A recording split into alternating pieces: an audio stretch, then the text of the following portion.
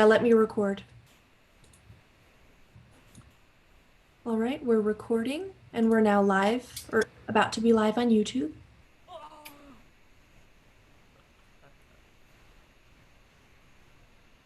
All right, we're recording.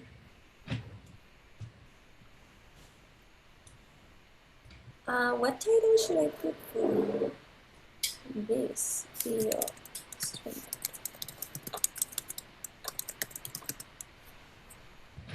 Were you able to start the stream on YouTube? Yes, I'm just putting a title. Perfect, thank you. And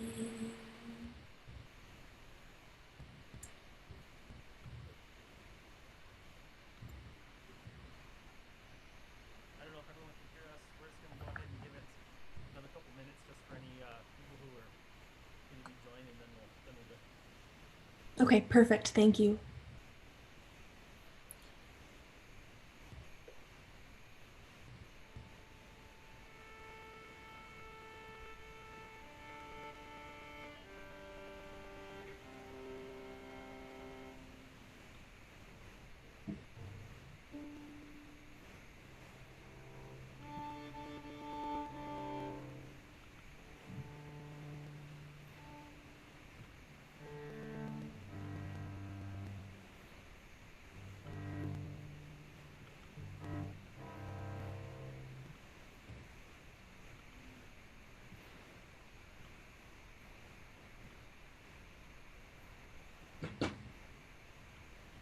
How's everyone doing? Just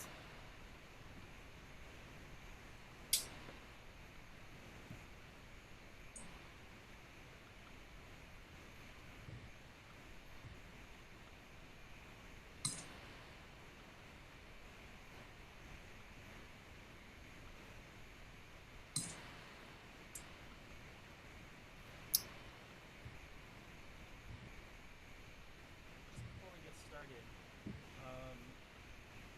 we're going to be exploring a lot of hopefully obvious gestures and colors, but some of them are going to be a little bit more subtle. So I'd really recommend that if you aren't already, to go ahead and get headphones. You're going to definitely get the most out of the listening experience with that. We're going into pretty decent mics, so if you have headphones on, you should be able to capture a lot of the detail things that we're going to be looking at.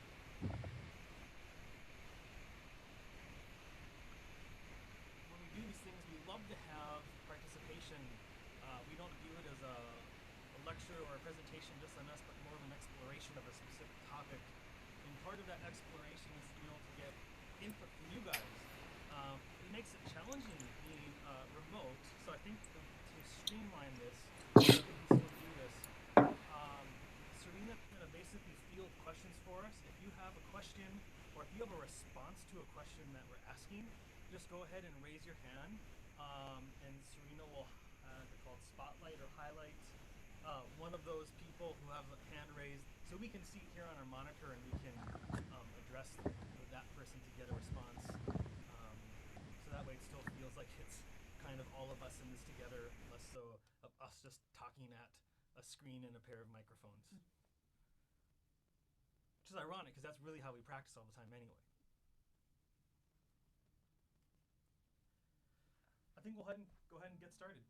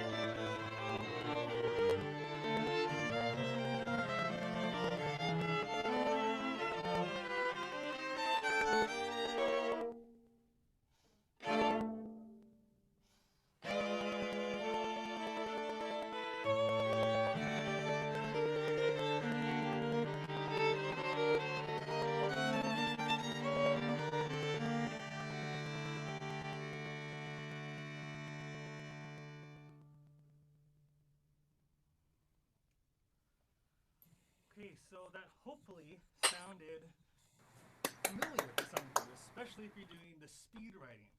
That is Contrapunctus 1 from Bach's Art of Fugue. So let me go ahead and ask the first question. How many voices was this?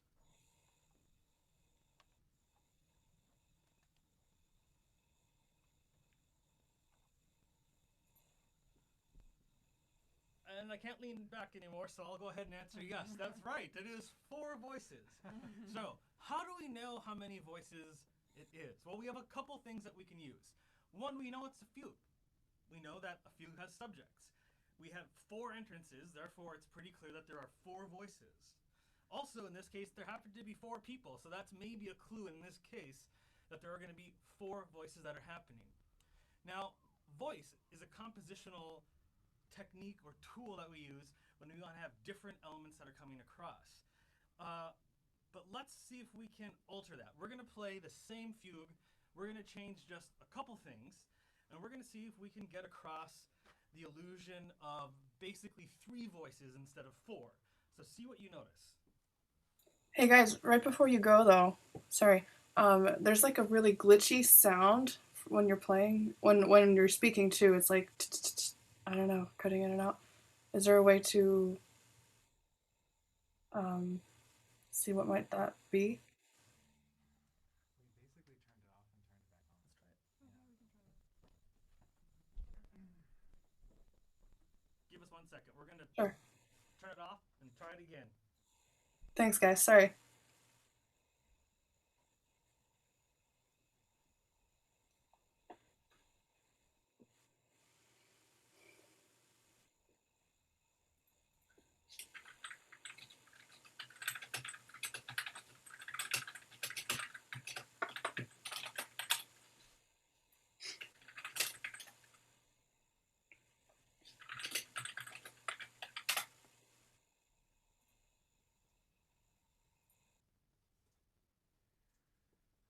Let's try this. Should I try? I'm just gonna play something.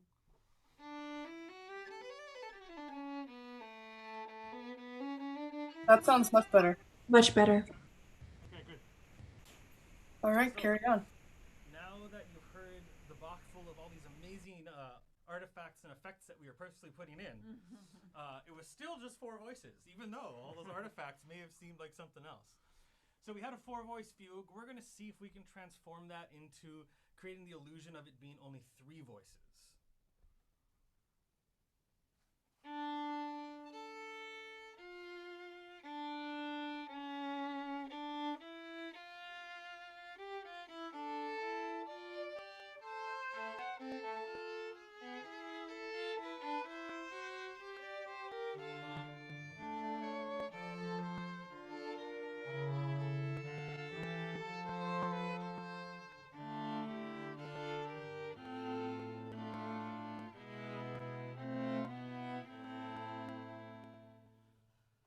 Okay, so maybe you aren't sure exactly what happened, but it definitely sounded different. I hope that you would agree.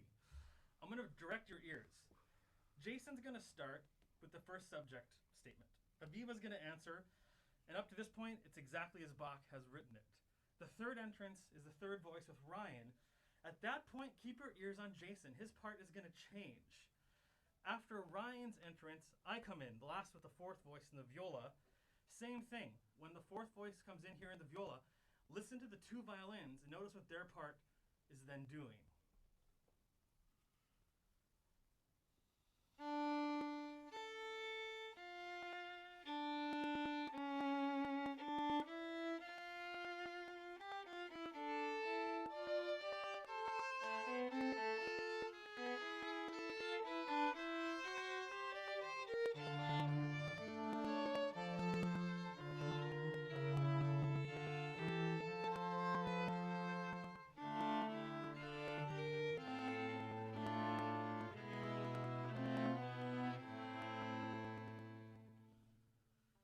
Would anyone like to take a stab to describe for us what's happening here?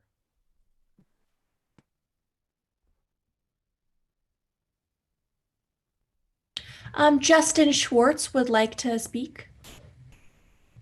Y'all are changing the rhythms, so that way the rhythms are uniform, and then creating homophonic motion between the two, violin, viola, and well, violin too also. Yeah, exactly. When the third voice is about to come in, instead of Jason continuing on a different path, he's just doubling the rhythm of what Ryan is playing in the cello. So all of a sudden, these two are actually just playing the same thing. So therefore, where in the previous version, all four of us are playing something different, now there's actually still only three voices. Then when I come in, the violins are playing just the same thing in thirds. So again, we're back to only three voices. All right, so let's try and subtract one more voice, at least for the most part. We're going to try and make this feel almost like only two voices, and let's see what it sounds like.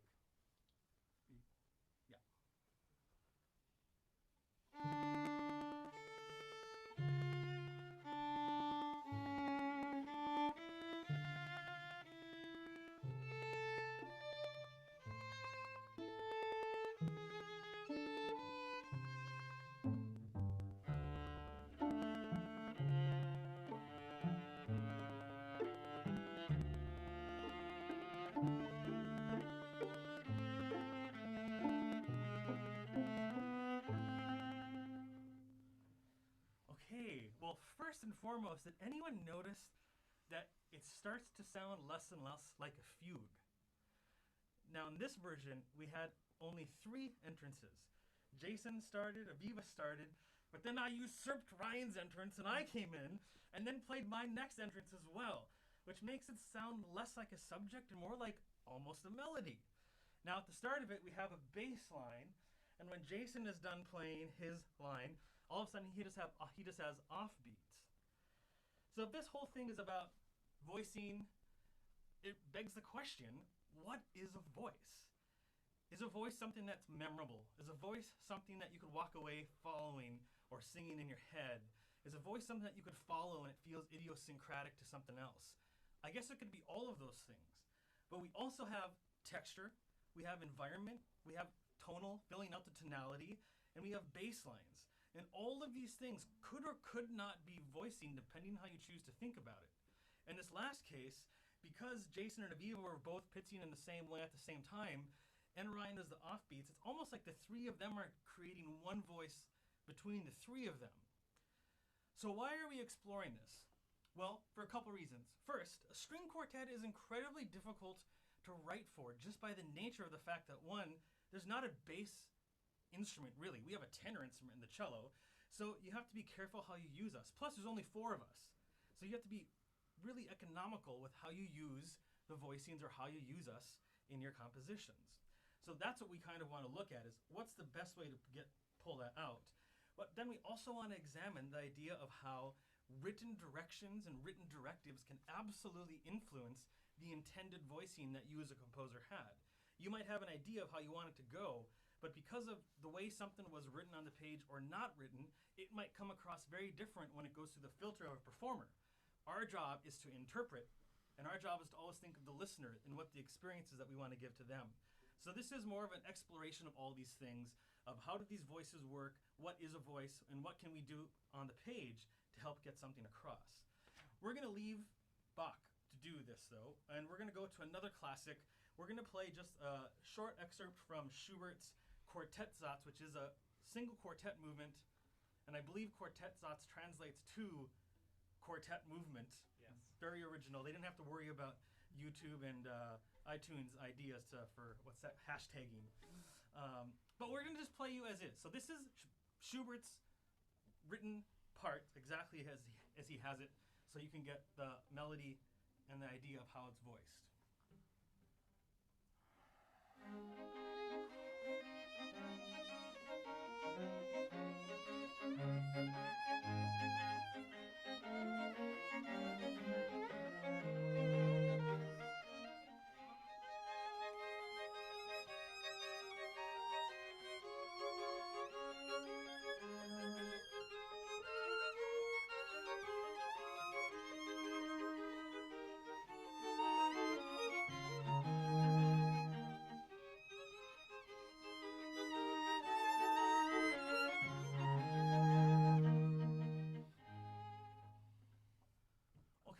someone care to break down for us how many voices are here and how is it voiced?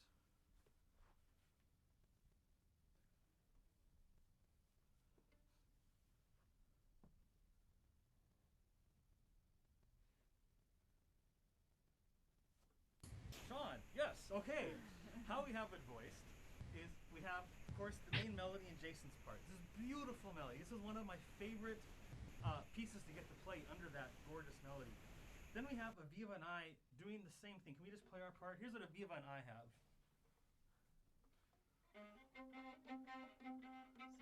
That's fine.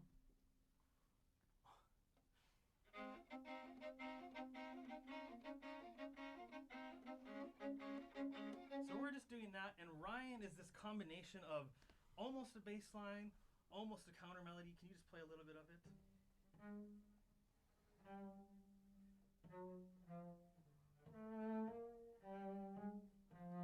So he's helping Aviva and I outline some of the tonality and the harmony, but really it's 2, maybe 3 voices, depending how you think of it.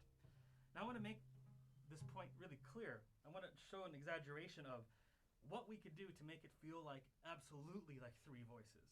I'm going to have Aviva sit out just because this is going to get otherwise too many things. But we're going to play this as is. Jason and Ryan will play exactly as Schubert intended.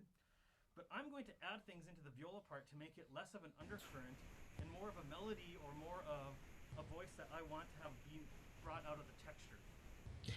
One moment, Sean. If you wouldn't mind turning up the volume just a little bit, the music is great. Your voice is just a little quiet. We can talk louder, but this is about as loud as we can get Okay. to go to have it sound this way. Okay.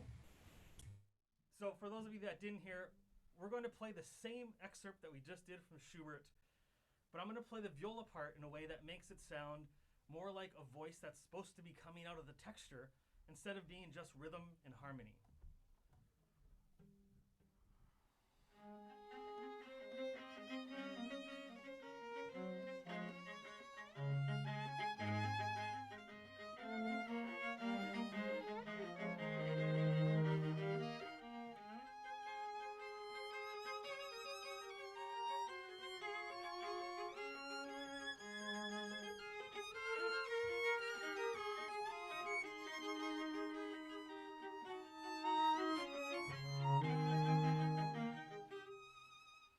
So we might decide to play it like this, but how does it feel to play the melody over that, Jason?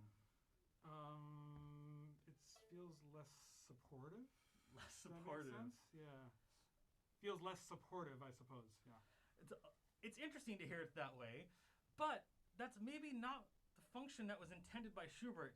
And what gives us that idea is, well, that's not written in the music. There are no accents. There are no swells. I think the function of Aviva and I there are rhythm and harmony, and to just be supportive in those things. So when we're talking about voicing, these are the things that we're looking at from the perspective of us as a quartet and how we interpret something, in addition to how you might look at it as a composer.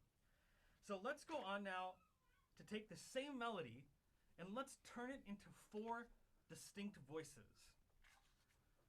So this is version 1.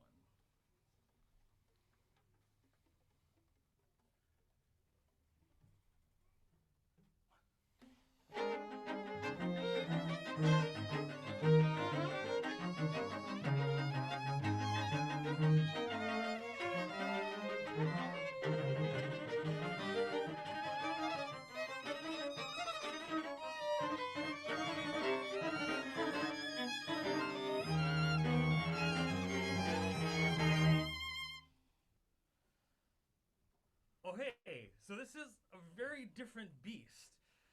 It is 4 voices, but we're going to slow it down to make it really obvious what's happening here. We're going to slow it down, and we're going to take Jason out. Jason is playing just the exact same melody that we had in the Schubert example.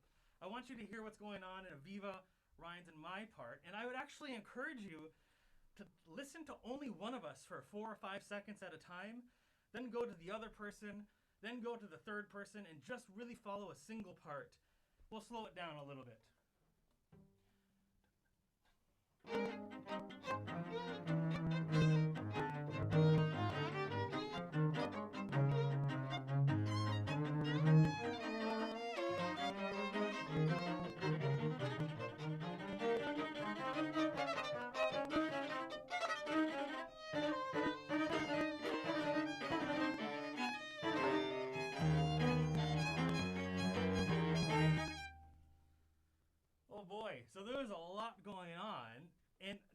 of it is based on the material that we get from this melody. Every single part is very idiosyncratic.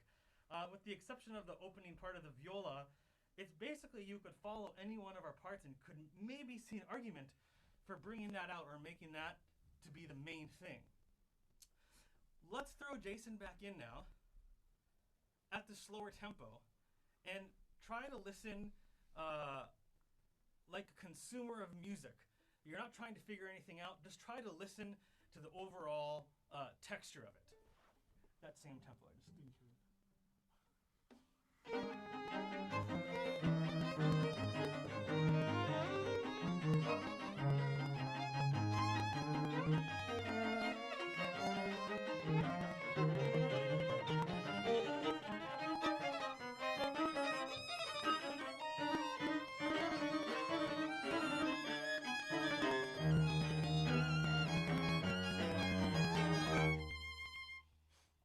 So I'm curious, as a listener, what is your impression of the musical characteristic or the affect, or what do you feel when you hear this?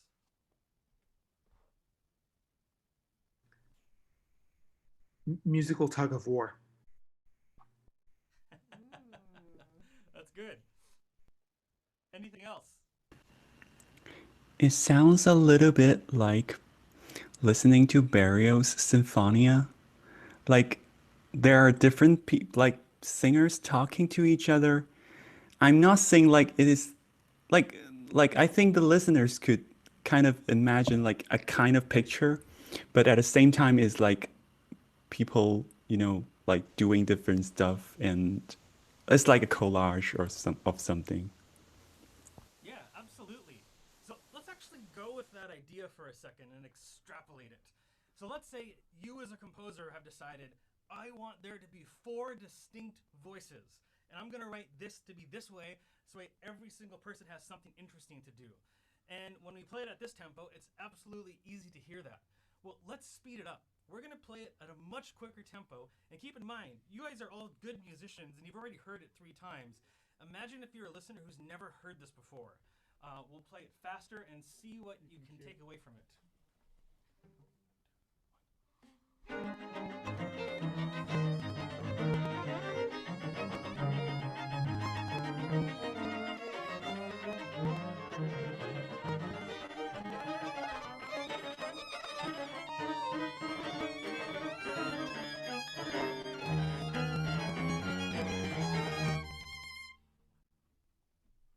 It's a really different experience, isn't it, at a different tempo? Certainly for us as players.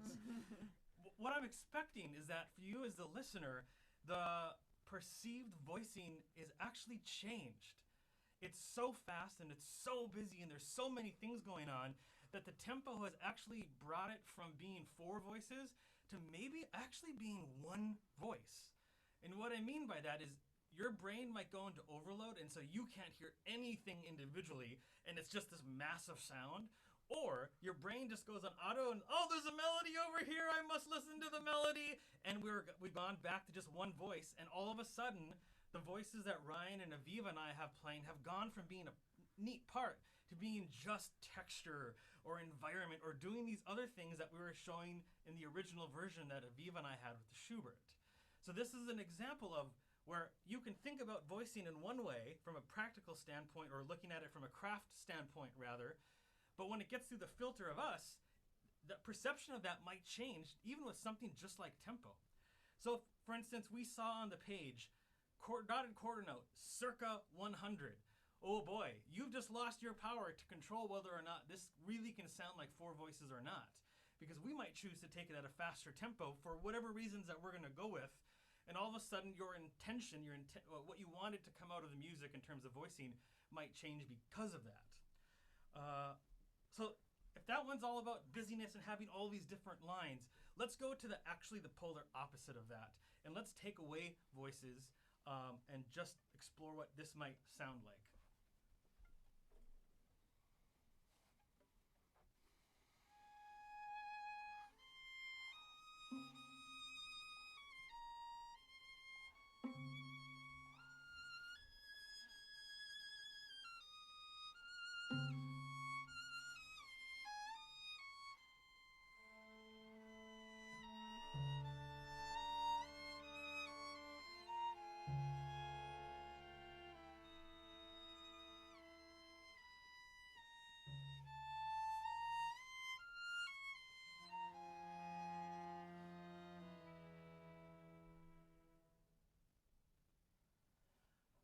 Okay. So let's start with first someone describe for us the affect or how it made you feel. Now, I know we're talking to a bunch of composers. This happens all the time. If you find yourself going down an esoteric extrapolation of existentialism, you've gone the wrong way. We mean very simply, how does this make you feel? Natalie Stein says it sounded a little sad to her. Sad. Okay. Anyone else? Alvin Lung said sad as well as a hollow feeling. Definitely. Let me ask, how many voices were there?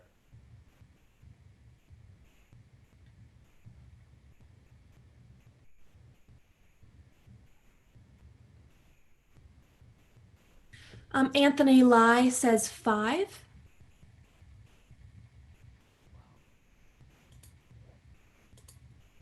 Oh, okay. Apparently that was a joke. Alvin Lung says 2.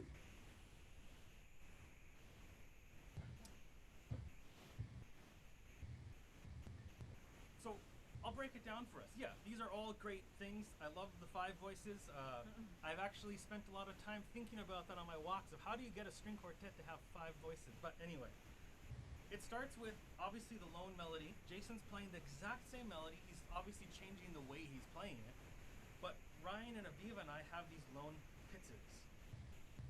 They seem random, but they're always together. So very clearly just 2 voices.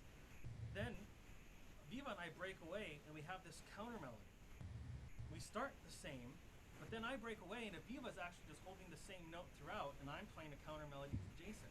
So at this point you have we have to make a decision. Is Aviva really another voice or is it just orchestration adding to the color? Meanwhile, Ryan's kept this first idea that we started. He's kept that going in the pits. Then we have a little pause. Jason's playing the melody. And then we get this counter melody again, but this time Ryan, Aviva, and I all played at the same time against Jason. So we're back to really just 2 voices. We wrote it this way as an example to show a way how voicing can be used as a compositional tool to introduce concepts or have new ideas. If the 3 of us, Aviva, Ryan, and myself, start with this lone pits idea, and then we slowly morph to this counter melody while Ryan keeps that going, and then Ryan comes and joins our thing, we're just kind of hocketing an idea and a concept that can keep on coming. Now, if this were to keep going, we could keep doing that just as a way of finding a way for this movement to take shape. It might be an example of how we maybe might use that. We're going to play it again, just so you can hear all of those things and how they're working.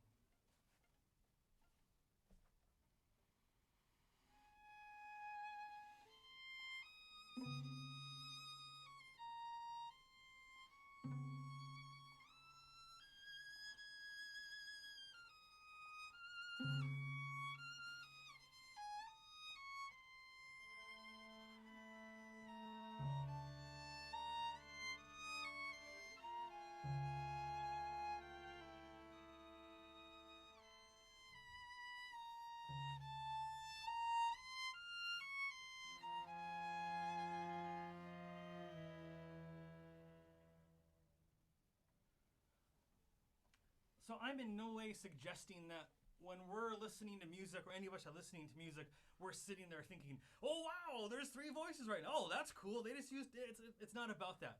It's more in the string quartet setting, again, because there's so few of us, how can that different way of thinking of voicing help direct the music? And in this case, it can help introduce some concepts. Why don't you tell them what we called this? Jason asked me to tell you guys what we called this version. In this version, we actually just called Desolation. The first version was busyness, with all these different things happening. This version, Desolation, just through how we're using voices to really not be there. All right, so we're going to go on to a different version now that is going to look at something that is otherwise kind of simple. When we look at a score, and if everyone is in octaves or in unisons, we immediately are going to think there is one voice here. However, on our end, from a performance standpoint, that's not necessarily the case, and that's what we want to show you First, let's just play the example, though.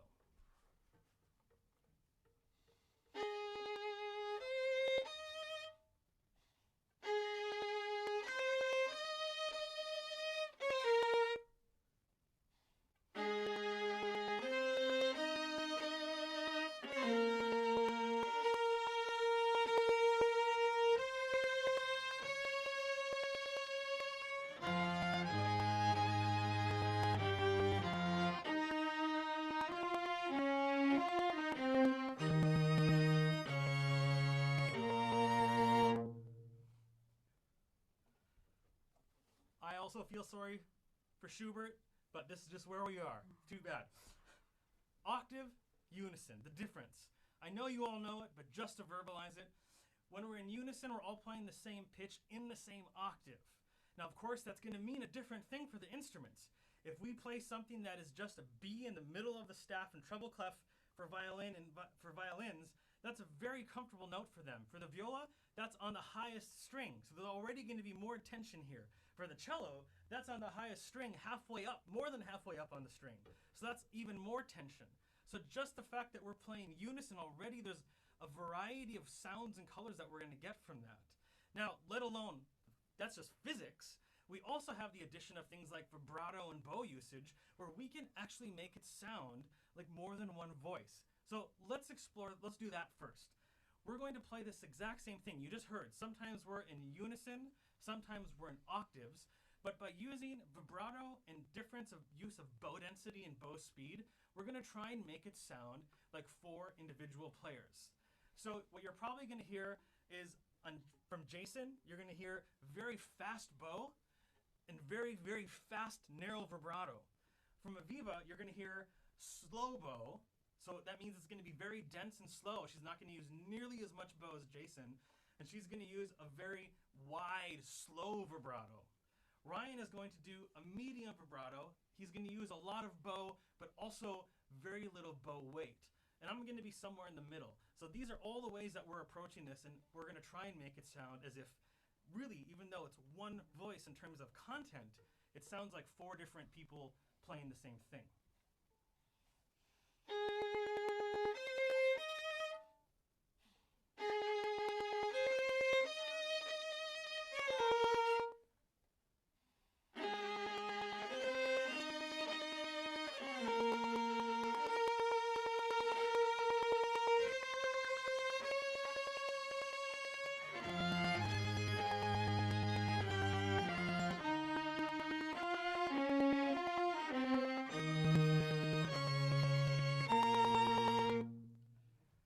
Now, to go as far as we can to show the difference, we're going to play it where we're all matching Jason exactly. We're going to match his vibrato, we're going to match his bow speed, his bow density, and just to hopefully get a different group sound.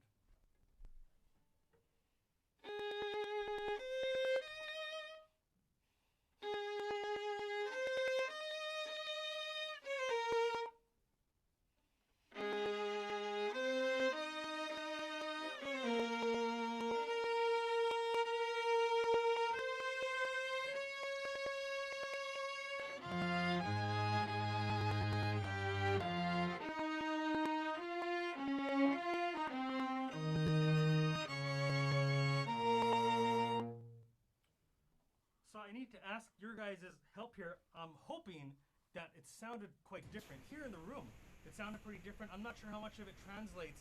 Did it sound different? And if so, how?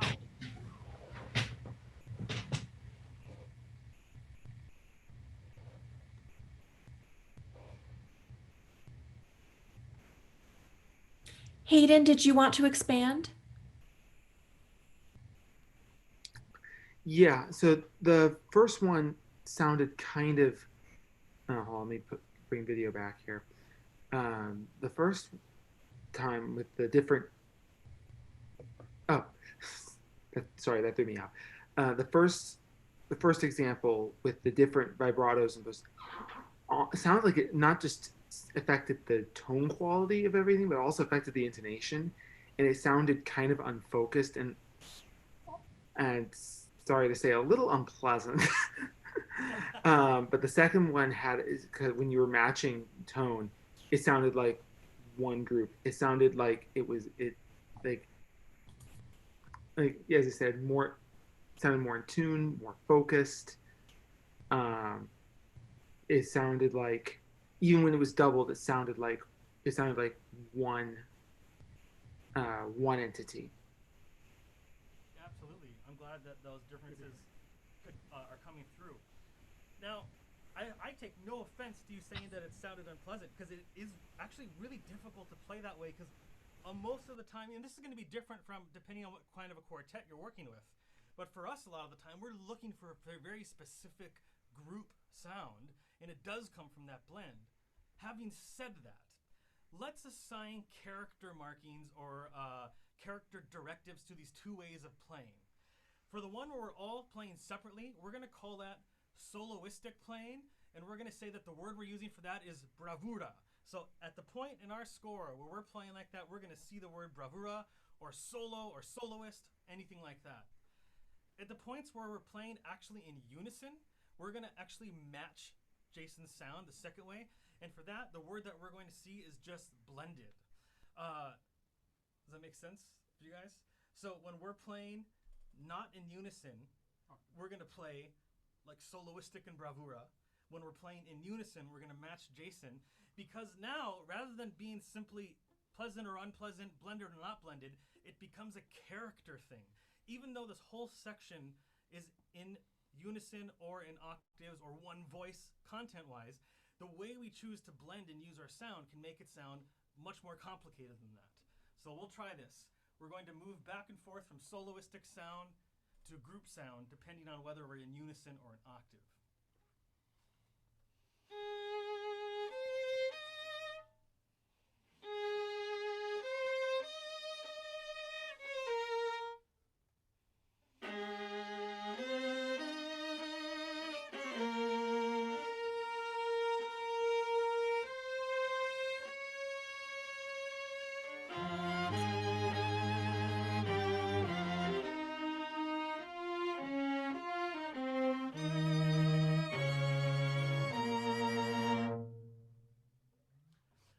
I'm hoping that those differences come across. This is what I was talking about at the start of it, where we're going to be doing some very, hopefully not too subtle, but subtle differences in sound, because that's what it comes down to for us as a string quartet is sound. So even though we just have the one voice, there's actually a lot of complicated decision making that's going to go on in our when we're rehearsing a piece and trying to find the world or the environment. We're going to go on to the next example, and it's going to be very similar, but we want you guys to jump in on it. We're going to play something that on the page looks like it is only one voice. We're going to have different techniques though. We're all going to be playing the same melody. Jason will be playing the melody as is with his bow. Aviva's going to be playing the melody with pizzicato. I'm going to be playing the melody as artificial harmonics, and Ryan's going to be playing the melody with the tremolo. Now, those things will never change. What is going to change is we're going to ask you guys to assign each of us a character word or a directive of how to play it and a dynamic. But I'll start it off to give an example of what I mean. In this version, Jason, his character word is going to be floating, like a balloon that floats. His dynamic's going to be piano. Aviva, we're going to add accents to every single one of her notes, but she's going to also be piano, and her word is going to be rigid. Ryan, he's going to also be piano, but his character word is going to be fuzzy. And in my part, I have the artificial harmonics. I will also be piano, but in my part, the word that I'm going to have is present. So, do you guys remember them? Mm-hmm. Can we say them one more time? Floating. Floating. Rigid. Rigid and accents. Yep. And piano. And piano. Mm-hmm. Fuzzy. Fuzzy. And piano. For sure. Present. But we're all piano. And here's the sound that's going to come across.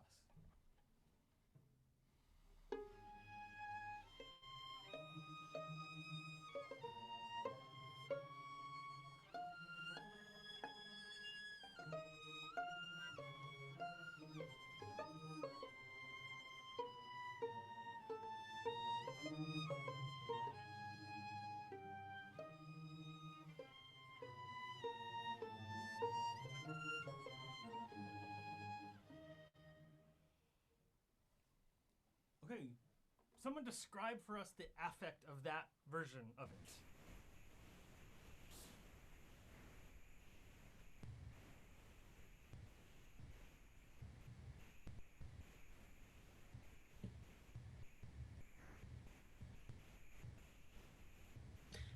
John Kosh, would you like to respond?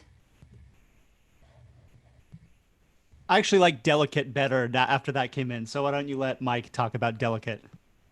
Oh, okay. Mike Powers. Yeah, I don't know. It sounds very light and fragile. I guess I would even say. So I feel like delicate is just the word that I would use to convey that. And Mike, did you think, did it sound like one voice or did it sound like multiple voices? What did it sound like to you? I'd say it sounded like one voice that just has maybe multiple textures within it, but I don't think I would say it maybe there's multiple sounds or multiple textures, but I wouldn't say multiple voices. Well, let's have you guys jump in. Someone jump in and assign each of us a dynamic and a character word. And the point of this is we want you guys to hear directly in real time, with lag, what it sounds like, how dynamics and character words can change the sound immediately. From Hayden, we have an instruction for Ryan. A glassy sul ponticello and piano. Great. How about something for Jason?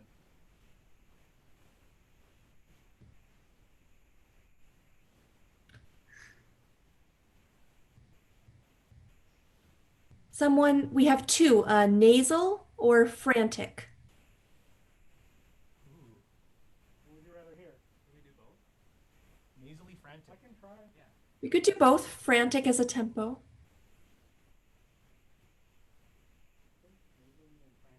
And what dynamic is Jason going to be? Mezzo forte. Okay. How about Aviva's pizzas?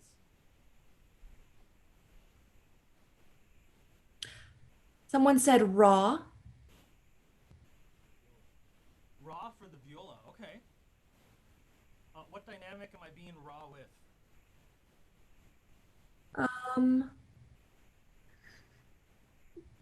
Forte. Great. Okay. We just need something for Aviva.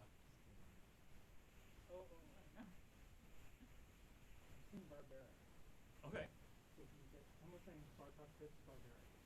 We're going to take the Bartok picks out because of how fast it is, but we'll say barbaric, certainly. So Aviva is being barbaric. We'll assume that's forte because I don't want to see a piano, a soft barbarian. I'll be very loud and raw. Ryan is going to be glassy and sul ponticello and piano, I believe. And Jason is going to be frantic and nasal. All right, we'll see how this sounds. Is this the weakness one? Yeah.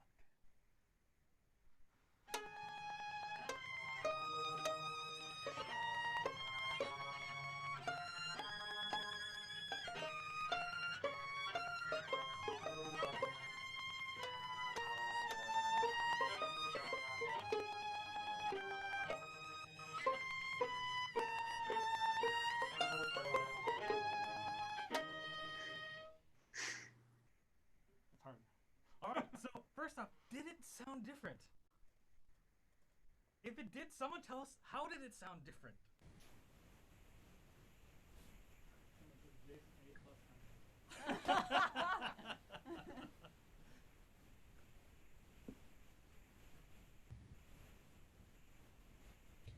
John Kosh, do you want to elaborate?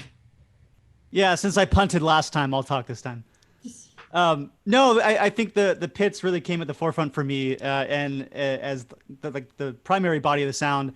But with the sul pont, everything just kind of became like sharp, like almost like it was like attacking me and like a finger prick or something.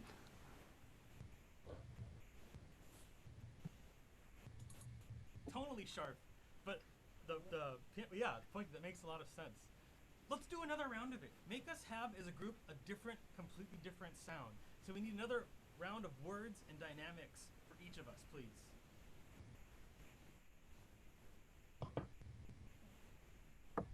Sorry, they're looking at all the typed comments. Leah Mullen suggested that someone could be sluggish. Okay, who's going to be sluggish? You tell us. Let's have the cello be sluggish. Okay. Damn it. Ryan will be sluggish.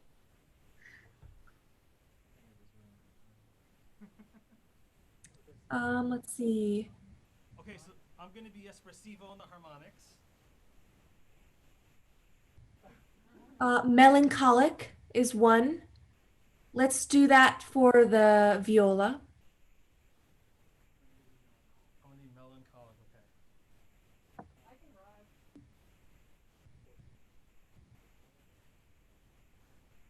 okay. Someone says hollow and forte for Jason. Okay, so we have them all, I think. No, we just need a bit. We need someone for the pits.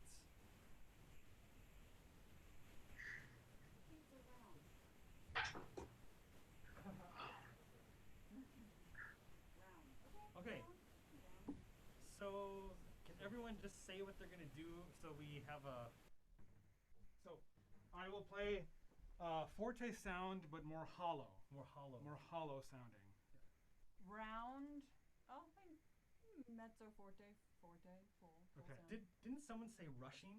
Someone did for you, but I'll. Can we add that to you? Yeah, yeah. Round rushing. Round rushing. I'm going to be melancholic. Okay, I'll be sluggish, but I guess sluggishly. We'll have the contest. Give me a second. Okay.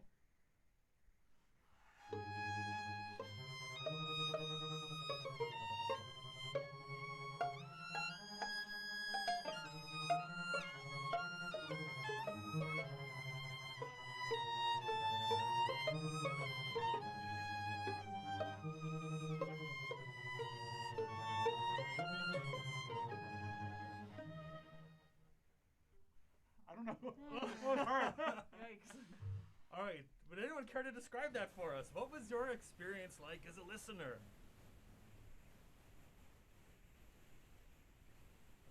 Austin White, would you like to elaborate? Oh, I was just sharing that I thought the precision of the rushing was like really impressive. I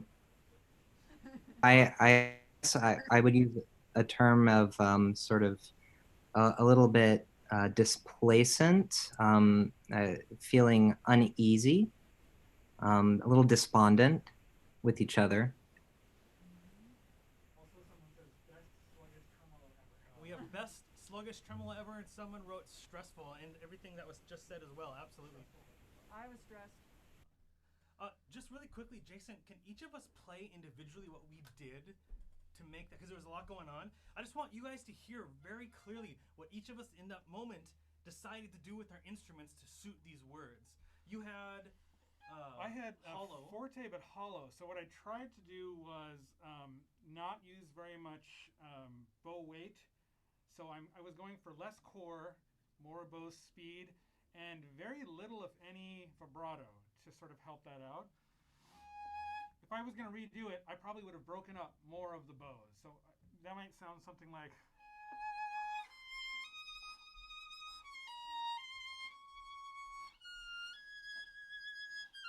Feels weird to be changing so often. That's crazy. I don't know how it translates across everything here, but here it really does sound hollow. There's no body to it.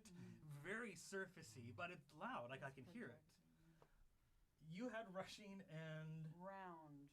Can you play us that? Yeah.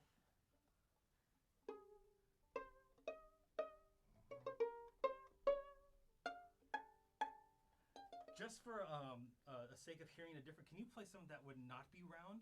Mm-hmm.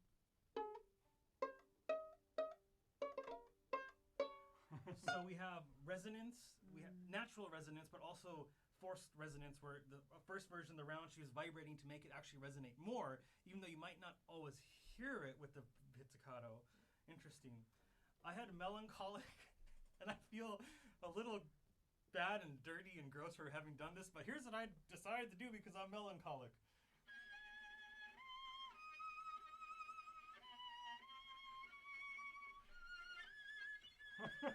I think It's kind of like, woe is me. I think it was more melodramatic than melancholic, but that's what I did.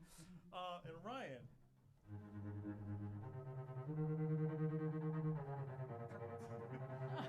So, what we've learned is a sluggish tremolo is exactly like Jason said. It's a triplet. It's not even a tremolo anymore. Okay, either way, the point of this is to show you guys, look at the huge changes that we did in our use of bow, because really, the difference of character, all that really means is we use our tools differently, but each of us did a lot of things in the bow and in the left hand to get across these things. And now, ultimately, we're going back to voicing.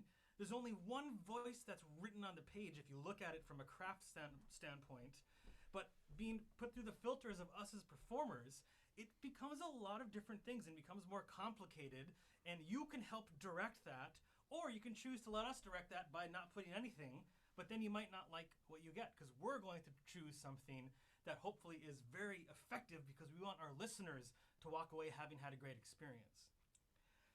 So we started these series of demonstrations with Counterpoint. We're going to end these series of demonstrations with Counterpoint as well. We're going to jump to version 7. Now, polyphony, polyphonic texture, it could be fugal, it could be imitative, it could be part writing, choral writing, however you want to think of it. But the idea is that it's content-based. Everyone has a part where you could follow and have that be a way to just listen to them, like with the fugue.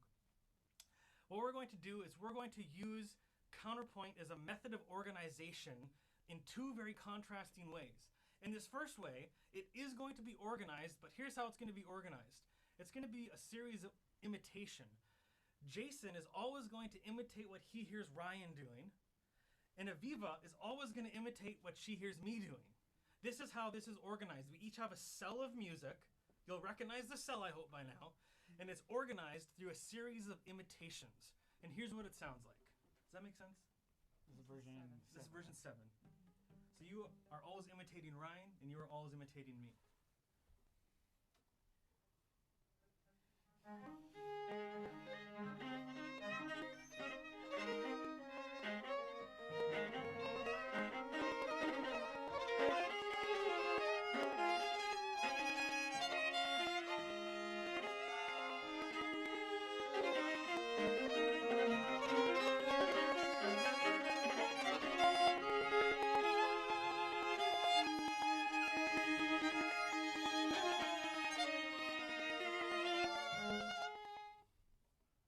Okay, someone describe what you just heard.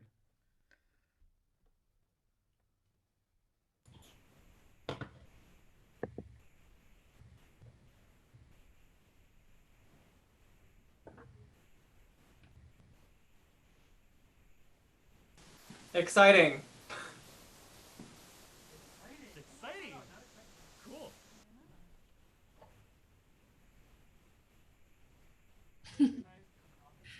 John Shaughnessy said that it sounded like organized cacophony.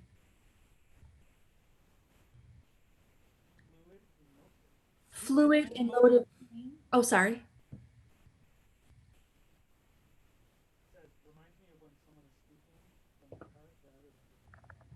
Interesting. Someone wrote, you guys can all see what everyone's texting there. Jason just read to us that it sounds like someone speaking more from the heart than giving speech. The point. Cascade or waterfall, or someone even writes a pre-performance warm-up. That's what I Pre-performance warm-up. That's exactly what I thought. Fascinating. The point we wanted to make with this version is it's actually highly, highly organized, and it's highly crafted in terms of we are using all of the skills that we have as a chamber musician to make this happen. It's also using very specific content. In a way, no different than a fugue. We each have this cell that we're using. So it's very crafted, it's very organized, yet in general what you're getting is disorganization. Now all those other words that you used are absolutely valid, and that is part of it, but someone wouldn't necessarily walk away from that experience and say, that was organized, or oh, that's how that was put together. They would defer to a more emotive thing, and that makes sense. I remember hearing some more modern fugues that were played for, let's say, audiences that's just not their typical cup of tea. And almost every single person described these fugues as highly emotional. Now, to me as a trained musician, that's hilarious, because a fugue is like the antithesis of, or the climax of critical thinking. What's that? It's intellectualism at its highest. Well, maybe they have to go to it being emotive because that's the only way their brain can make sense of it, even though it is highly organized. Okay, let's move on to do the opposite of this. So again, what we're about to play is highly organized. We're going to show you how it's organized. We're not going to tell you. We're going to show you how it's organized by how we play it. And you have to tell us how this is organized. So this is version 8.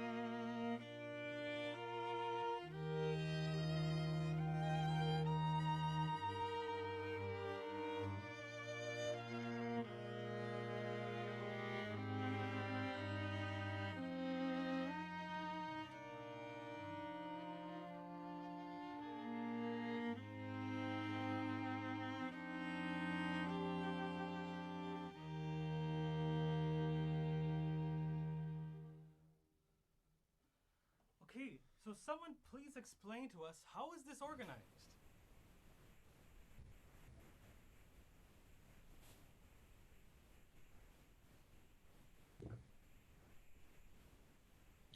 I'll go first and say that the entrances were very clear and everything felt very vertical. Absolutely.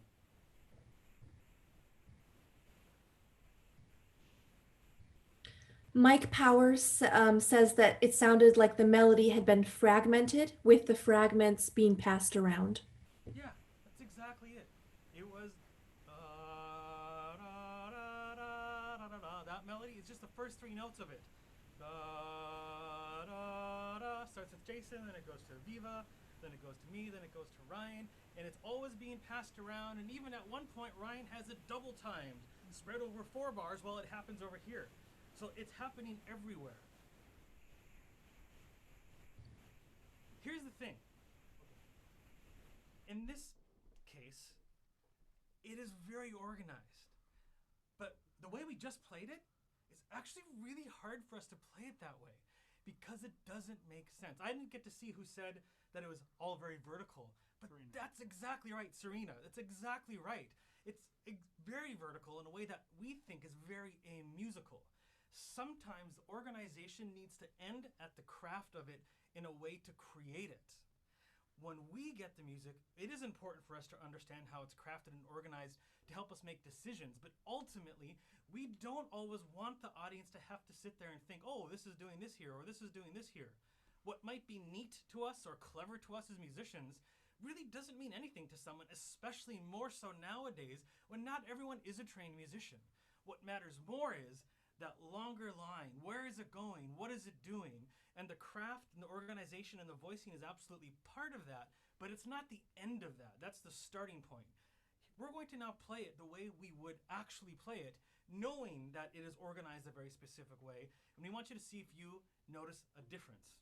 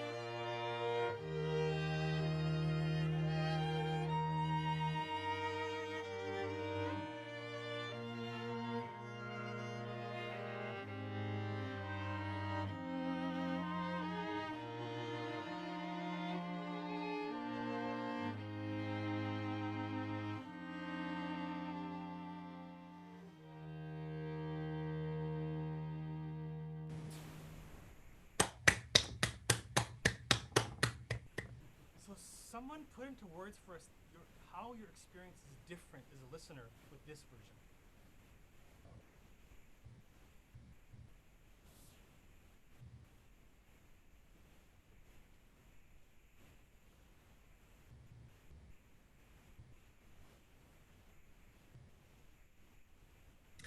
Hayden said that the motif was very clearly audible, and John Kosh says that there was always a very clear focal point.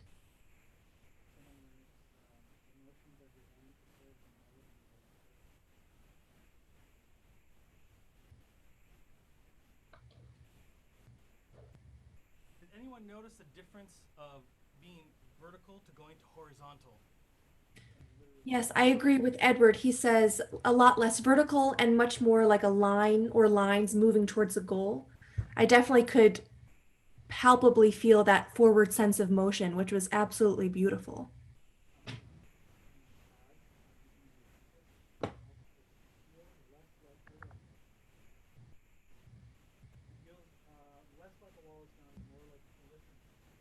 feels less like a wall of sound and more like polyphony. Yeah. So, If I may, of course. it almost sounds like this conversation is going away from voicing and more into phrasing.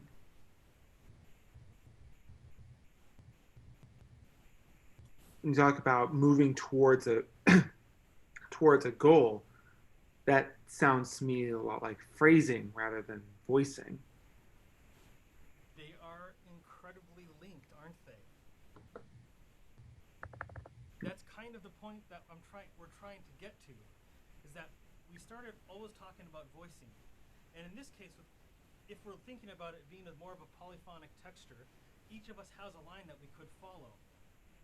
So we have 4 voices, but the 4 voices are linked using a fragment, a motive. And all of those things are really important for us to understand how it's crafted. But our thinking doesn't stop there. As performers, that is what we should be able to just pick up on time 1 or 2 or looking at the score. It's the next 3 or 4 steps that we take that make it become a 3-dimensional piece of art as opposed to just the craft that's on the page. So yes, we have left that, but we're trying to draw the line to show why. Absolutely, voicing is a tool, and it depends on how that tool is used, both for you as a composer, but also us as a quartet. Now, sometimes we might interchange a word with voicing. We might say orchestration, or the blending of the chord, which tone you want to come out, balancing of a chord. But we also think of that as voicing. That's kind of what we want to be showing with all of this, is that yes, it's simple. How many voices it is it? That's a simple idea. But when you put it through the lens of us as performers, it starts becoming a lot more complicated. And if you are aware of that as a composer, which I know most of you are, but if you're really aware of that as a composer, it gives you more control over getting from what's in your head to get that to come out of our instruments based on what's on the page. I think we're going to take like a 3-minute break. I'm going to run down, get a little bit more coffee, we're going to tune, and then we're going to come back, and we want to open the floor, can you call it a floor, to questions. We want to field questions from you guys. It can be about anything we talked about, or it can be about anything related to writing for the string quartet, or the instruments, or anything like that. So go ahead and take a couple minutes to get your questions ready, or write them down so you don't forget, and we'll convene in like 3 minutes. Perfect. Thank you so much.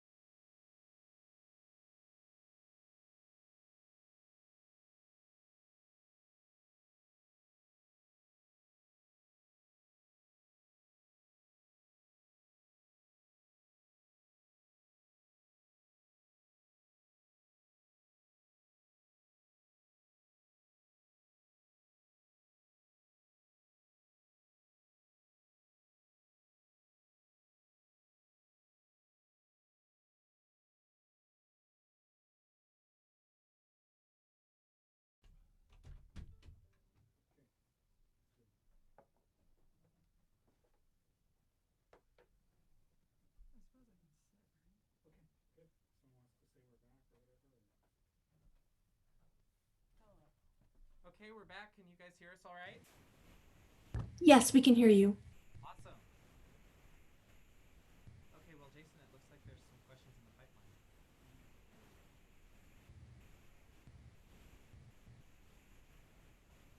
Okay, we'll start with this question here, okay? What are the limitations for speed in changing from chop technique to regular notes? Also, have you started to see chop technique more frequently?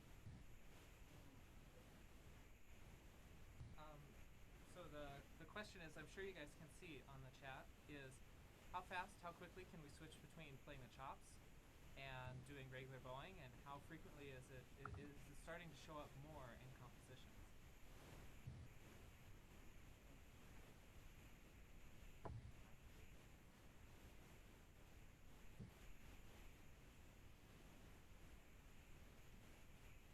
You can change back and forth between doing a chop and the other pretty quickly.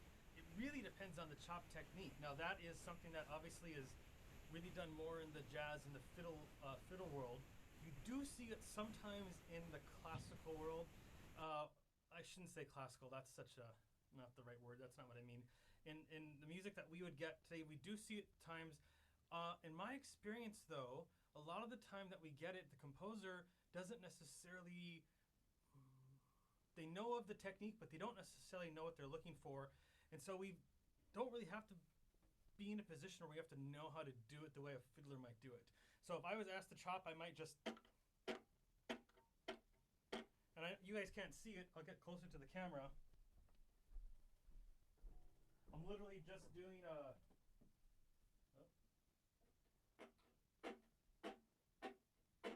It's a very vertical bow stroke, and I'm more than anything just stopping it. So because I do it that way, I can do that in one and be ready to go for a regular note pretty quickly. I know there are other techniques of holding the bow to get a chop, to get a specific sound, but that's just not something that we've explored or really had the need to explore for the music that we've played. Yeah. Okay, so the next one I can talk about because they're asking about Octave Unison. So let me just read some of my and then I'll go to them. Could you elaborate on how weight and acceleration are produced in music? Okay, so we're going to talk about how bow weight and bow speed changes the tone. Sure, there is, of course, I mean, we've studied this our whole lives, and it sort of evolves the deeper you get into it. But a very general rule you can sort of think of is that the more weight that we use in the sound, we start to add more core or density to the sound. And the less weight that we have in the string, we tend to move away from that to a more airy sound, or the example we used earlier was a hollow sound. And let me just show you an example of this. If I play a note, I'm going to try to play the same dynamic on this note, but I'm going to do it in two different ways. The first way will be through a fast bow speed. So I really let the bow travel quickly. I did not use very much weight. Mostly it's just the natural amount of gravity that's pushing down on the bow is really what's doing the work. Now, if I want to use a very slow bow, if I don't change the weight, that's the beautiful sound I get. So in order to compensate for that, I'm now going to have to add some weight. Now this feels like a similar volume to before, but you notice my bow's moving quite a bit slower, and I'm not sure exactly how much of this translates through Zoom, but in here, the quality of the sound is very focused, maybe a little more forward in your face compared to this, which feels a little bit more reverberant and open, but at least under my ear, they feel like similar volumes. And that's a very basic overlay of overview of how bow weight and bow speed are going to change the sound. Now, there are dozens of exceptions that I can think of. But that starts to get quite a bit more picky and detailed, and also have to do a little bit more with really specific things, such as how thick the string is, which string we are on, how short the string is, am I very high up?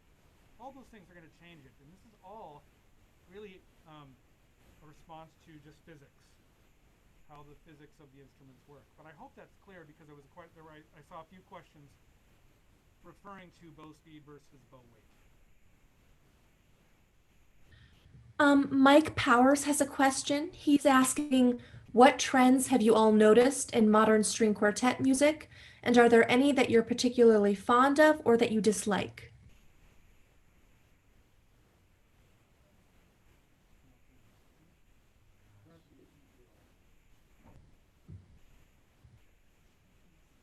You know, one thing I'm not going to necessarily address trends, but in terms of what you like and dislike, all I want to say about that is each of the four of us are going to give you a different answer. And so that, I think, in itself is very valid. That's very subjective. And I can tell you, for example, I tend to prefer a piece of music that is not built on something that you could call gimmicky, so some really cool techniques, but maybe some thought or craft into the content is not there. However, that doesn't necessarily mean it's bad, and that doesn't necessarily mean it won't work for the quartet, and it also does not necessarily mean Aviva will feel the same. So I don't know. I mean, I think that's an interesting question to talk about, but I also don't know how is that very valuable? If I can jump in, I think two things. As far as the trends go, I think actually in my experience, there have been no trends. It's really just, I mean, at any given point in time, whether you're looking at the last 10 years or 100 years ago, there are like 80 different directions where the music of the day is going. And I think that's kind of what's very cool, that something written 1 year ago could sound more contrapuntal, or it could sound like, it barely sounds like a violin, right? So I think that's one really cool thing about working with composers who are living, is you will just get anything. And then to address the things that we like, it's not even just a matter of things that we're seeing that were written yesterday, that Jason will hate this and I'll love it, or vice versa. It's for any point in my experience have compartmentalizing in terms of like the time period that something was written, whether it's, you know, a recent composition and a trend that way. I think the way we approach it is often going to yield the same kind of subjectivity across the four members. Sure. And then I just want to add one thing to a follow-up question that someone had asked about a comment I made about something being gimmicky, and they really wrote, "What is gimmicky?" And I think the way I would describe that is, am I doing something unique, just that offers really nothing? How do I word that? Let me show you an example. If am I asked to play the violin upside down, and I can do this sound. Now, I can get this sound the other way around. So to me, the point of this has nothing to do with the sound. This is because it looks funny or something. And I suppose there's a place for that too, if you're looking for humor. But if it's to be different and then get this different sound, then I would say, well, that feels gimmicky. I don't really understand why that's there. And again, some of you might feel differently. So, you know. Going back to the original question of trends in modern string quartet music and stuff that we might personally enjoy, certainly is different from the standard rep. I've been seeing much more rhythmic complexity, much more development and variety of rhythm, and rhythms that are complicated that sort of fit together. And a lot of times when we get the rhythms to fit together, it actually doesn't sound complicated. It sounds very peaceful, smooth, just sort of like an environment that you can kind of live in. And it's, you know, once you get past the brain hurt, it's actually like kind of a very relaxing thing to listen to. But the interesting thing about that is it really affects us as players in terms of how we do our rubato. because with Mendelssohn or Mozart or anyone with the fairly simple rhythms, the rubato has this natural flow. But with the complicated rhythms, we still need to have the rubato in the line, but it's more fragile and brittle. The machinery can break, and so it's really at least gotten me to completely rethink how I do my rubato, so that we can have these meaningful gestures, but the rhythms still relate to each other properly.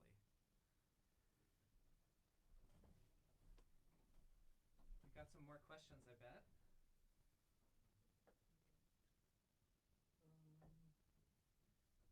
Here's one. I don't know a ton of string quartet rep, but from what I've seen, it seems like the first violin often has the melody.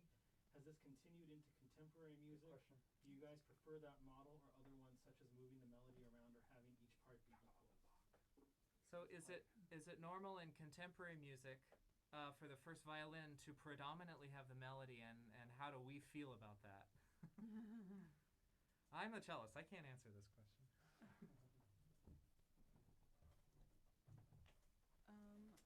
I can take this. Okay. It's yeah, okay. So by standard quartet rep, if you think back really starting with Haydn, moving up, yes, there was a lot of time where it was predominantly about the first violin. One reason they could get away with that is one of the things that was still expected and still done was melodic writing. They were writing great melodies. Think about the Schubert example that we played for you, the original. That is an amazing melody that lasts about 35 bars. That is still possible. We just got to work with Richard Danielpour in February on his 6th-string quartet, and I don't know if you know his music, but it's incredibly melodic, and everyone gets a turn at it. I think it becomes less about this person gets a turn here, this person gets a turn here, more about exploration of colors. It's just going to sound different if Ryan has to play a melody way up on the A string. Aviva could play the same melody on her A string, but with much less tension, it's going to be a different sound. I think Mahler won the big bass solo and the slow movement. Well, the reason it's on the bass is he wanted it to have a strain of sound. So yeah, absolutely, moving things around is important. The trend that I would say that I have seen in the last 6 years, especially playing a lot of music here with Charlotte New Music Festival and other words, is that melody is just very hard to write. And if you're not writing melody, you're writing either counterpoint of some kind, or you're writing environmental music. Counterpoint, by its very nature, has equal parts. Think about the fugue that we started with. That was written in the 1700s. Every part is equal. Now, yes, that wasn't written specifically for string quartet, but still, every voice is equal there. Now, if you're writing environmental music, well, it doesn't matter who has the melody there because there's very little melody to begin with. It's more about the effects. So I think or take minimalism, for example. That's not really about melody or having that homophonic texture. That is about, if anything, blending all of the voices together so there's not any one thing. So I think it's less about what we prefer and more about what's effective. And it can be effective in either way. Now, the selfish side of me wants to tell you that every time the viola should have the best and the most main and great part, but that's just me.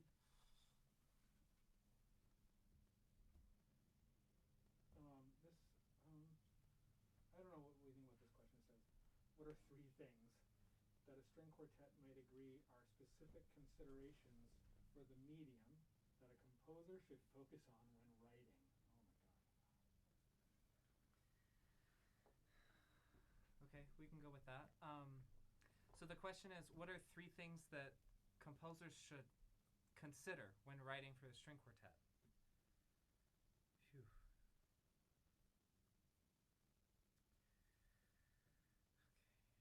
First one I would say is it's not an orchestra. Is that fair? Sure. Because we see that. Yeah. Come and elaborate on it. Yeah. I think maybe the first one I would say, and the reason I would say this one is because it's actually the first one that came to mind as something that I see very frequently that is a little tricky to get into because in terms of definition. But what I would say is writing for a string section for an orchestra does not necessarily equate to writing for a string quartet.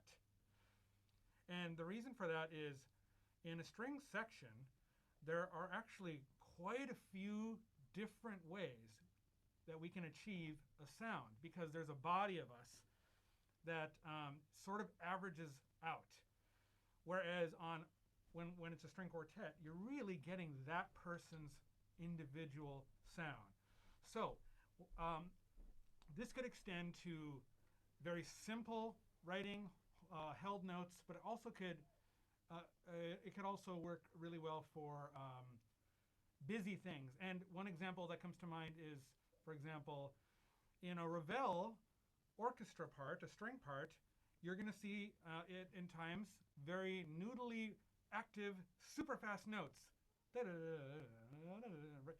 And in a section, that's extremely effective. And also, just technically speaking, if I drop a note here or there, Aviva's got those notes. And really, but you really get an amazing effect that never stops. In a string quartet, however, something like that can be incredibly challenging, not only to execute flawlessly, but also find the right sound, because suddenly we're worried about different things that I'm not worried about when I am in an orchestra section. And I know what I'm talking about is very general here, so the best thing I can say is if you're not sure, it's always a great idea to make friends with a string player who has experience playing in each of these things and ask them, because something that you might think, oh, I've heard this in this piece for orchestra and it sounds amazing, I want to do this for quartet, might be a reason we haven't seen it in quartet. Also, there is a little bit to go back the other direction as well. But I know that a little ambiguous what I'm saying is, but I think that in a nutshell what I mean is something that works for a string section won't necessarily translate to a string quartet. Any tips or thoughts for composers about slurring notes? Oh boy. Tips for composers about slurring notes. I would say the first tip is, for me, when I'm looking at a part, I look at the slur as saying, this would be the ideal version, or this is the musical meaning of what's going on. And if practically it doesn't work on the instrument, I will take the pencil and mark what bowings I need in order to get closest to the sound that's on the page. That's a quick answer. If I can jump in, I would say sing it. Oftentimes, if I see a part and I'm not at my instrument, I will sing something very differently depending on the slurs that I see on the page. I might change the slurs I see on the page depending on how I might sing it. So if the melody line is actually really going to, 4 bars, I can't, well, depending on the tempo, but usually I can't actually slur all 4 of those bars, but I'm using my voice and what I would imagine a singer to do in order to inform the slurring, something like that. So yeah, singing is very helpful.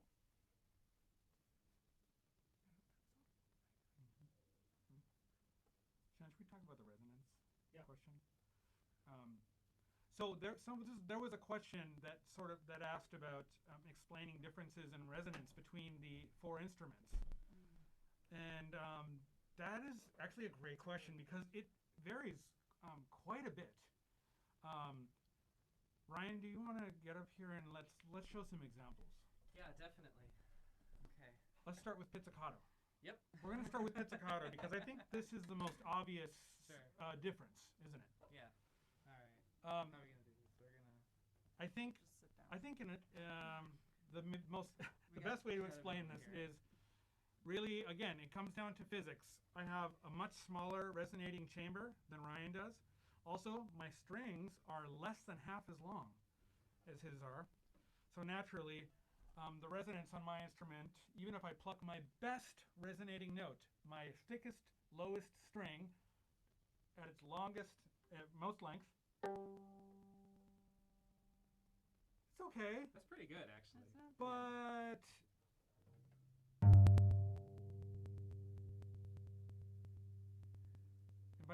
was not your best string, was it? No. Yeah. So that'll go for another 30 seconds. Writing for pizzicato, if you're looking for similar types of resonance and sound, that can be a real challenge across the instruments if we're trying to sound like one line. So definitely that can, I mean, there's just no way around that. That's right, and a lot of times, I mean, if the violins are limited in the, I'm going to go for an unfortunate word, the girth of the sound, or certainly the length of the ring, I kind of have to come to them. So there are techniques for muting the strings, or if I release the left-hand pressure, the sound will stop earlier so that it's a unified sound. Now, to a slightly lesser extent, the same idea applies to arco. The resonance is just going to be a little bit longer and maybe more obvious, right? Mm-hmm. More obvious in the lower instruments. The lower instrument gets. Yes, yes. There's much more ring. There's much more echo. You know, here with the cello. So you know, if like, for instance, if you wanted me to do something a bit fancy with like a long glissando or plucking with the nail or a Bartok, there's a lot of expressivity in the cello sound, especially with the different tones that are available and different ways of pizzicatoing. But I wouldn't, if we're going to do something special and really expressive like that, I wouldn't necessarily pair it with one of the other instruments if it can't match it. So again, making friends with a string player to try these out. Yeah, and you know, it's funny, the viola sits right in the middle, and the cool thing about the viola is it's noticeably more resonant than our violins, especially in the lower register. But it doesn't feel so different from the cello. Like it's definitely different, but it doesn't feel as far. So even though it's much closer in size to our instruments, I think the viola is your friend if you're trying to find a way to blend us together with the cello. The viola is sort of that secret sauce, right? Range, of course, is a thing. The shorter the string, the shorter the sound. So, of course, bearing that in mind.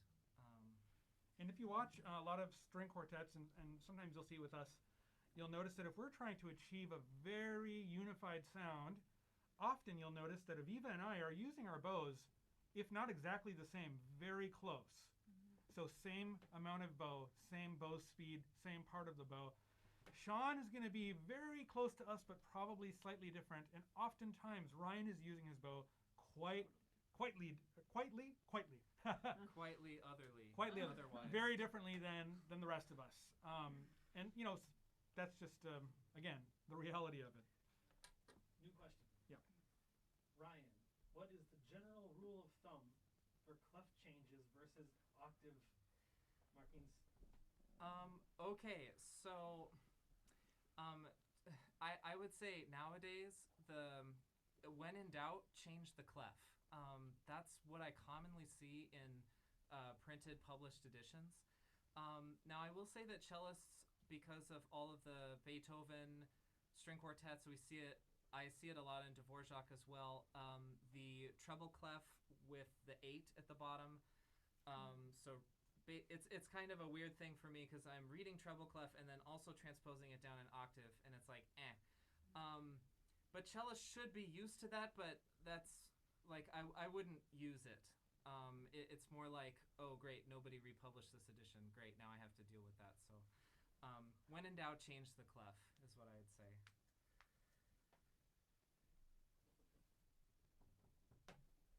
Anything else, Sean? I don't think we missed anything. Does anybody else have any other questions that we've either missed in the chat or that you're wondering about? Anthony says, I feel fine. Point of contact. How did is this about bows? I would guess. Sean, okay. So, essentially, yeah, when we're dealing with the bow, Jason touched on this, we're dealing with bow speed, we're dealing with bow weight, and we're dealing with contact point. And a change in one of them will sort of affect how the other two work. And as Jason was saying, like if I'll use a faster bow in order to keep a good tone, so that I don't get this, I have to increase the weight the faster the bow goes. And then you also need to increase the weight when you get closer to the bridge, because the string is tighter closer to the bridge and it's looser further away from the bridge. So a lighter bow further away from the bridge. I'll demonstrate. And now, this is often what we mean in our group when we talk about a dense or a transparent sound. Far from the bridge is the flautando, close to the bridge, higher overtones, a slower bow is needed, makes a much denser sound. We do get into problems if, of course, a light bow closer to the bridge makes the solpanicello. Something that often doesn't work is a heavy bow in sol tasto. You get that sort of vocal fry noise. It's actually great to see in the part, if that's what you're going for, we'll do it, but otherwise we might think, oh, there's a mistake here. What have I missed? But that's basically, I've covered it. Slew of questions that I'm going to try and get through. Okay, sure. Okay, a bunch just popped up. Mike, I'm going to start with Mike because he asked it earlier and I forgot about it. The question is the best practices for miking strings. Well, that's of course going to boil down to what you're looking after or what you're looking for. Stereo image is going to be a big thing. ORTF or near coincident are both going to be fine. Even just series of spot mics. What it really comes down to is room. If you go to our YouTube page or our web page, almost any recording that you'll find of us has been recorded in this studio. This is my home studio. And in this case, it's incredibly dry in here. Because we don't have access to a really great hall, we do the opposite. We kill as many stray frequencies as possible and then create the room sound in post. Most string players will kill you if you tell them they're going to do that. Because a lot of the time we're trying to work with the room to get the resonance and the sound that we want. It's been a learning curve for us to have to learn how to record this way, but there's also a lot of benefits to recording this way, which I don't need to go into here, too tangential. Large diaphragm's great. Room is going to have a lot to do with it. And then, of course, medium. We just released a video called Breathe. In this case, we had two spot mics to get a stereo image of each instrument, and then we had that sit in the mix nicely. If we're doing a Beethoven quartet, we're going to have a spot mic on us each and have a room mic and also a pair in front, and then have a nice mix of that. So it's a really open-ended question. That's a really short, terrible answer to it, but the best I can give you right now. Another one was harmonics, playing harmonics under the string. I think what you're asking is, can I grab your fiddle? You correct me if I'm wrong. Are you asking if instead of playing a harmonic like this on top of the string, if you can play underneath, playing with your finger underneath the string? Is that the question that is being asked? You might have to translate that, Jason. We're wondering if you can elaborate on the question about the harmonic placement. Yes. Okay. First thing I would say is don't bother. I Hello? can't think of a single reason. Hi. Oh. Hey. So yeah, I was wondering just in that specific part, because I'm not sure if that's achievable or not. But I had it in a piece that I'm still working on where the players mute their open string with the left hand and then release it. And I was wondering if there was any possibility of a touch harmonic in that small little part underneath the string. I mean, Short answer is yes, but here's the tricky thing about strings and technique, and this actually also ties to what Jason was talking to with gimmicks earlier. Right. The answer is almost always yes, it's technically possible. There are technically harmonics all the way up to the bridge, right? That is just literally the harmonic series. Is it practical? Absolutely not. First of all, the closer you play to the bridge, the more rosin is there. If I play a harmonic there, every single thing I play after that's going to be influenced by the fact that I now have rosin on my finger. Secondly, the string gets divided in half. So if I find my halfway harmonic, it's equidistant from the halfway point is the same number of harmonics. In other words, if I can find a harmonic right up by the bridge, I can find that same harmonic right by the nut of the instrument. So if you're doing it for a muting reason and there's a reason to have to do that, I could see that. I would guess, and this is maybe not having all the information, your best bet is going to find a way to voice it differently so someone else is doing that harmonic. Otherwise, it's going to be very complicated logistically. I hope that's an okay answer with the information that we have. Yeah, absolutely. No, that answers my question. Thank you. I would throw in, but this is maybe more the player's personal choice.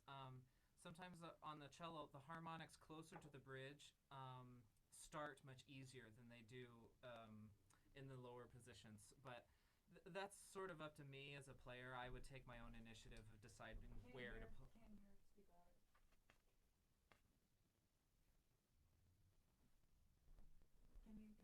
Yeah.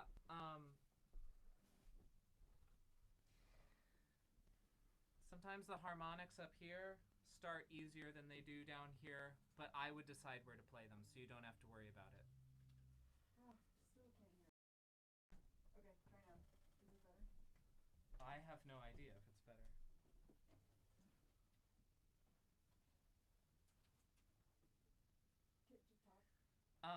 So last time, I'm just saying that personally, sometimes the harmonics, when I play them up here, they're easier to start. Down here, they might be more difficult to start, but I will choose where to play the harmonics. So it's not something that you'd worry about. I want to address a question that was brought up here that is a fantastic question. Intonation. Intonation for us as a string player is horribly, horribly difficult. We have all collectively been playing, I suppose, over 100 years. We still practice intonation mostly.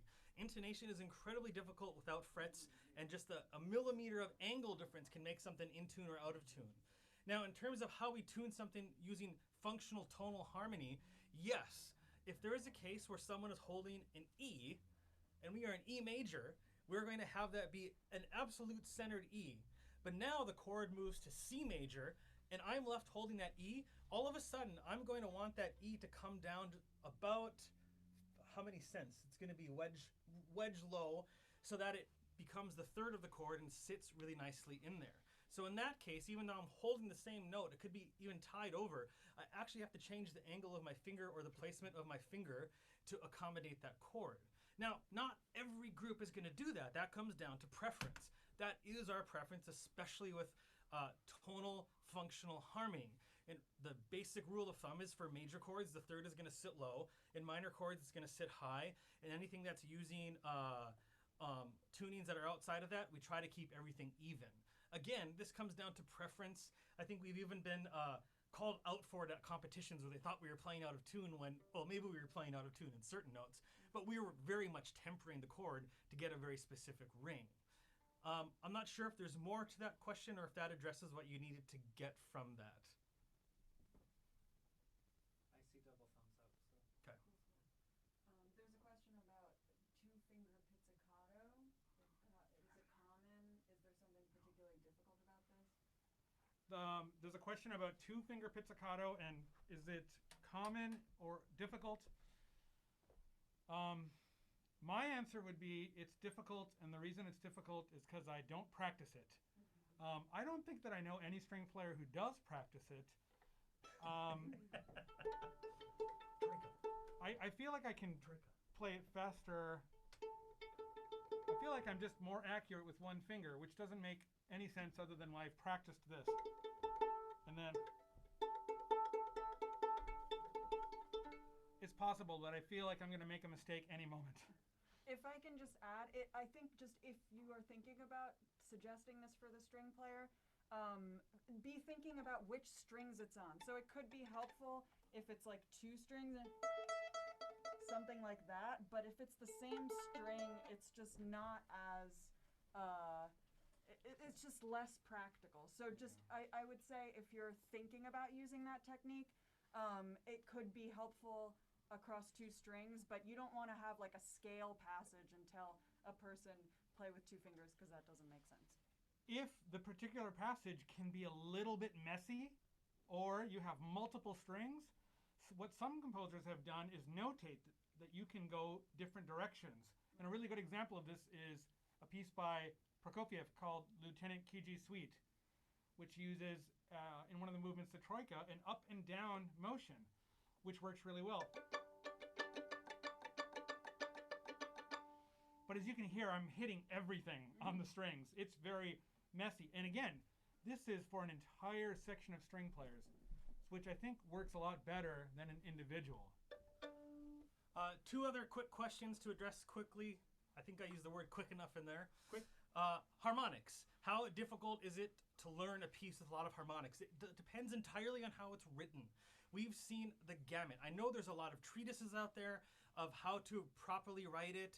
Even with those, they can be confusing. The best thing to do is to find a string player that you trust that is at a certain level and ask them.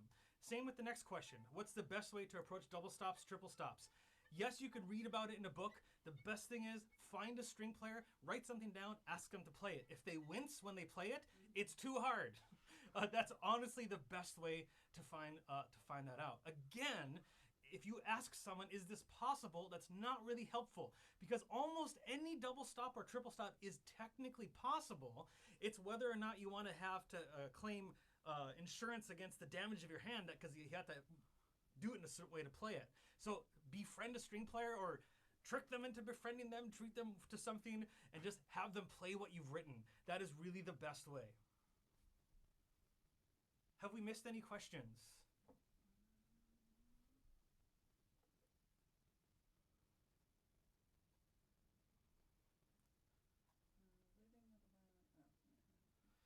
Okay, you guys, wish we could see all of you in person. That's one of we really missed this year. Is we love always getting to meet all of you and spend time with you. But for those of you who have written for us, thank you. It's some really great writing. We're just loving diving in. We're looking forward, and I use that word a little loosely, but we are looking forward to getting all of the pieces for the speed writing. We'll dive into that tomorrow morning after a robust breakfast. And we'll look forward to seeing that. I believe we have times where we're just at the computer. If you have questions, by all means, come talk to us. We're going to be on a different system, so it should be easier to hear us. We're prioritizing the sound of the instruments with this and for the concerts, obviously. Yeah, thank you very much. Thank you. Thank you so much, Sean, Ryan, Jason, Aviva. We really appreciate it.